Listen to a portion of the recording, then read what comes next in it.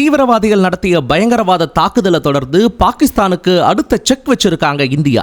ஜம்மு காஷ்மீருக்குள்ள பயங்கரவாதிகளை ஏவி விட்டு அப்பாவி சுற்றுலா பயணிங்க 26 பேரை பாகிஸ்தான் பயங்கரவாதிகளும் ஜம்மு காஷ்மீர் பயங்கரவாதிகளும் கைகோர்த்து படுகொலை செஞ்ச கொலவெறி ஆட்டத்தால இந்திய மக்கள் கடும் கோபத்தில் இருக்காங்க. இதனால பாகிஸ்தான் மேல இந்தியா பதிலடி நடவடிக்கைகளை எடுத்துட்டு வராங்க. அந்த வகையில இப்போ பாகிஸ்தான் விமான நிறுவனங்களுக்கு இந்திய வான்வெளியை மூடுறதுக்கு அரசாங்கம் தீவிரமா ஆலோசனை பண்ணிட்டு வராங்க.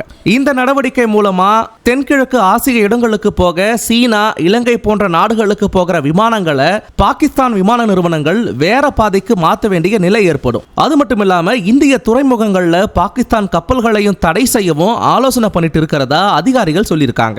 இதுக்கு இந்தியாவுக்கு பதிலடி கொடுக்கிற விதமா பாகிஸ்தான் இந்தியர்களுக்கு வழங்கப்பட்ட விசாக்களை ரத்து செஞ்சு இருதரப்பு வர்த்தகத்தை நிறுத்தியிருக்காங்க. பாகிஸ்தான் வான்வெளியை இந்திய விமான நிறுவனங்களுக்கு ஏற்கனவே பாகிஸ்தான் மூடி இருக்கிறதும் குறிப்பிடத்தக்கது.